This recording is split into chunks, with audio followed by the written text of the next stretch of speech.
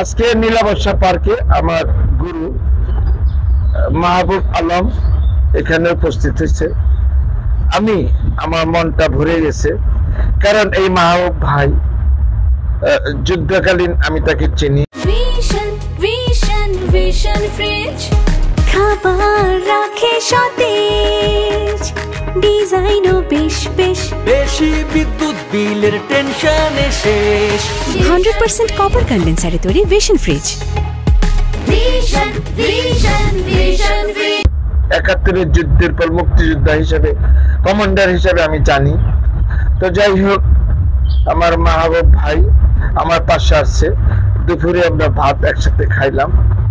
আমার চাওয়া পাওয়ার কিছু নাই, কারণ যখন দেখি আমার পাশে বুদ্ধিজীবী পাশে বসে, তখন আমি ধন্য মনে করি যে আমার ভাইয়েরা আজকে আমার পার্কে পদার্পণ করাতে, আজকে এই জ্ঞানী লোক, এই বুদ্ধিজীবী লোক আমার পাশে বসে নিজেকে আমি বসে আছে, সেই জন্য আমি আমার নাম মোহাম্মদ বাবুল মিয়া, আমি আমাকে ধন্য মনে করি।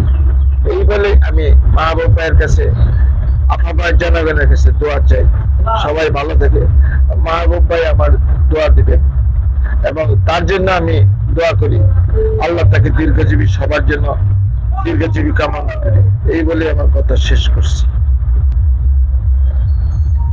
ধন্যবাদ জানিয়ে আমি আমার প্রিয় শহীদ, আমার প্রিয় ছোট ভাই, যাকে আমি দীর্ঘকাল অর্থাৎ স্বাধীনতার পর থেকে অদ্যাবধি পর্যন্ত সাভারের উন্নয়ন কর্মকাণ্ড, সামাজিক কল্যাণমূলক কর্মকাণ্ডে সম্পৃক্ত এবং জড়িত থাকার মধ্য দিয়ে অত্যন্ত নিবিড় এবং আন্তরিকভাবে আমার কাছে গ্রহণীয় একজন ব্যক্তি, একজন দেশ এবং মানব প্রেমিক, সৃষ্টি কল্যাণ ধর্মী, অবিরাম পরিশ্রমী ব্যক্তিত্ব বাবুল মিয়া। তার একনিষ্ঠ পরিশ্রম,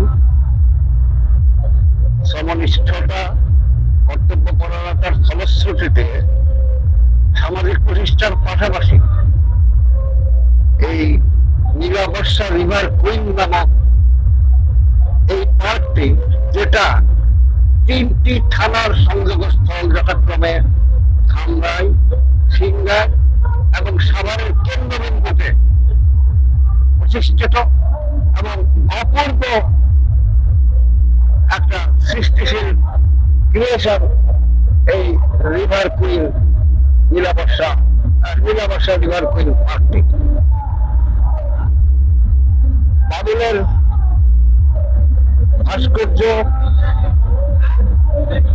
এই পার্কে যা স্থাপিত হয়েছে, মানুষ একাধারে যেমন প্রাকৃতিক বৈচিত্র্য উপলব্ধি করতে সক্ষম হবে, ঠিক একইভাবে বাঘ, ভাল্লুক, হরিণ, বিভিন্ন প্রজাতির ভাস্কর্য স্থাপনের মধ্য দিয়ে শিশুরা এবং আমাদের এই প্রজন্মের মানুষ আমাদের হারিয়ে যাওয়া বনজ প্রজাতি সম্পর্কে অবগত এবং নিজের স্মৃতিতে ধরে রাখায় সহায়তা করতেছে দীর্ঘমেয়াদী একটা বিষয়। নদীর পাড়ে, বংশী নদীর তীরে গড়ে ওঠা এই পার্কটি আমি মনে করি শুধুমাত্র এখানকার আঞ্চলিক সমৃদ্ধটাকে ফুটিয়ে তুলবে না, তিনি এই পার্কের পাশাপাশি যে ইয়েটি করেছেন, থাকার উপযোগী হোস্টেল নির্মাণ করেছেন, যা টুরিস্টদেরকে আকৃষ্ট করবে। এরকম প্রাকৃতিক পরিবেশে টুরিস্টদের থাকার এমন সুন্দর একটা ক্ষেত্র এই অঞ্চলে নেই বললেই চলে। সুতরাং একটা টুরিস্ট কেন্দ্র হিসাবে এই বাবুলের নির্মিত রিসোর্ট একাধারে যেমন দেশবাসীর রুচি, ভাস্কর্য বা স্থাপত্য শিল্পের উৎকর্ষতার স্বাক্ষর বহন করবে, ঠিক একই সাথে সারা বিশ্বকে আকৃষ্ট করবে এই অঞ্চলে এবং তাদের জন্য নির্মিত এই আন্তর্জাতিক মাপের পরিমাপের এই রিসোর্টে তারা অবস্থান করে পরিচিত হবে বাংলাদেশের মানুষের সাথে, পরিচিত হবে বাংলাদেশের সংস্কৃতির সাথে, পরিচিত হবে বাংলাদেশের প্রকৃতির সাথে। তার জন্য আমাদের দেশকে জাতীয় আন্তর্জাতিকভাবে আজকে তুলে ধরার যে অপূর্ব ক্ষেত্র তৈরি করেছে আমার ছোট ভাই, আমার প্রিয় বাবুল ভাই, একজন দেশ এবং মানবপ্রেমিক সত্তা।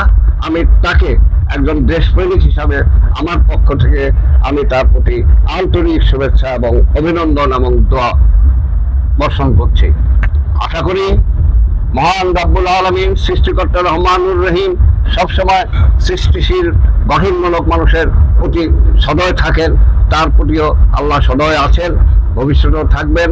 তার পরিবার পরিজন এবং তার পারিবারিক শান্তি শৃঙ্খলার পাশাপাশি তার সঙ্গে সংশ্লিষ্ট প্রতিটি মানুষের অর্থনৈতিক, সামাজিক, রাজনৈতিক, সার্বিক কল্যাণ এবং শান্তি কামনার পাশাপাশি বাবুল ভাইয়ের অবদানে আমার দেশ আরো সুখ শান্তি এবং সমৃদ্ধির পথে অবদান রাখায় সক্ষম হবে, এই প্রত্যাশা রেখে আমি সবাইকে, সংশ্লিষ্ট এখানে উপস্থিত সবাইকে আমার আন্তরিক ধন্যবাদ জানিয়ে আমার বক্তব্য এখানে শেষ করলাম। খোদা হাফেজ।